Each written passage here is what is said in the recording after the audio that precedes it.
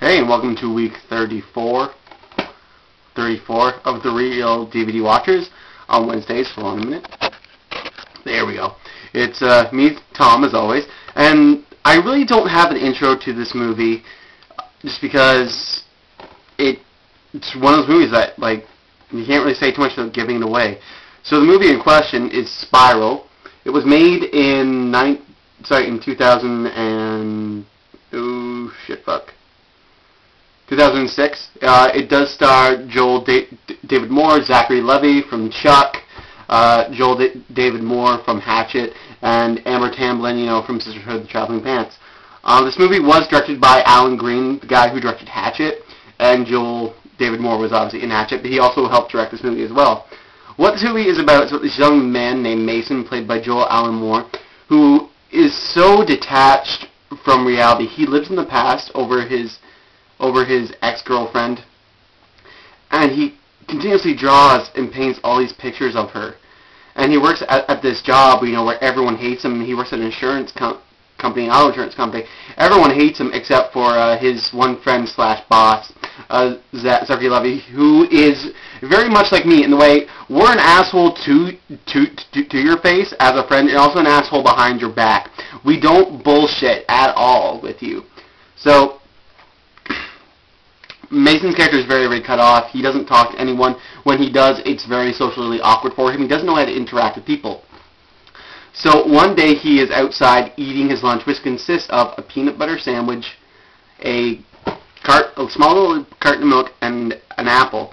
And this girl comes down and sits beside him and just starts talking to him. Because Amber Tamblyn's character, oddly enough, whose still name is Amber, she tries to get him out of his shell because she sees this sort of intrigue in him, and she's always talking to him in ways that, like, kind of drive the conversation, or when he doesn't talk, she just continues to talk as if he is paying attention. So for me, that was really cool. And basically, we start to see that Mason isn't all what he seems, because he won't go into his bathroom. There's always this mystery of what's in the bathroom. And just you see that he might be possibly a killer, because you see him actually run into the bathroom one time and take this big freaking garbage bag, which looks like a dead body, and chucks it into his garbage.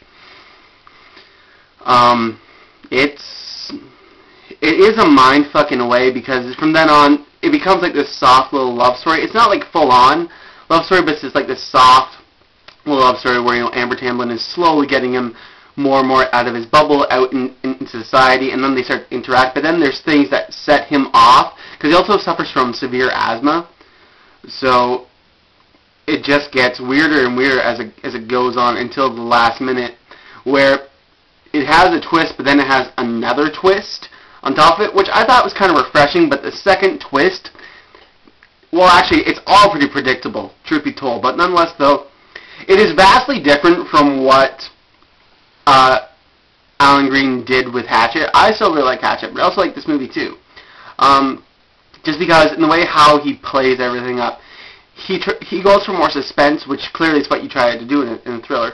But in the same way, he shows that he does have acting chops outside of the realm of horror, which for some directors it is very hard to do because they get too accustomed to doing horror. Granted, he only has really done Hatchet, and now he's doing Hatchet too.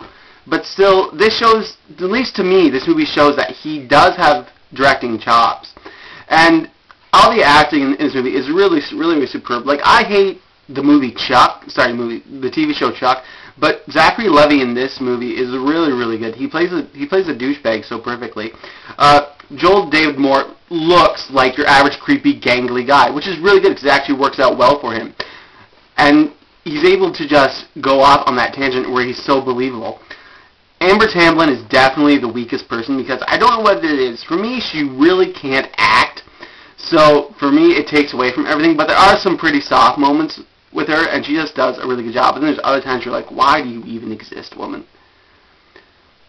But nonetheless, though, it is a pretty interesting movie with some pretty good metaphor stuff like that, like the way how Mason paints and how he keeps on saying you cannot paint over your past. And it's just really interesting to see how things unfold and get into the psyche of Mason. It's just, for that point alone, it's great. Trying to think what else to say. This movie is very, very dark visually. A lot of it takes place in the dark.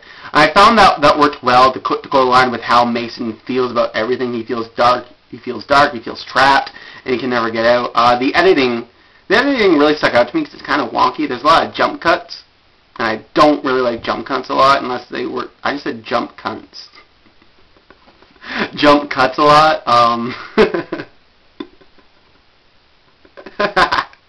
Sorry. And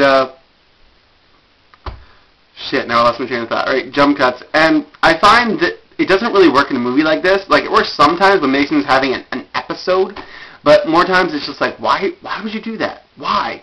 Nonetheless, though, this movie it's an okay movie. Like, there's still room to improve, but also it could have been a lot worse. So if I had to give Spiral a rating out of 10, it definitely get like a 5 or a 6. I think a 6 is being a little generous, but it is an average movie at best. But it's still a really good movie, and I really want to see more from Adam Green, because Hatchet was great. This movie was good, so we're gonna wait and see how more things go. So that was the review. Thanks to everyone who watches. Matt is up tomorrow, and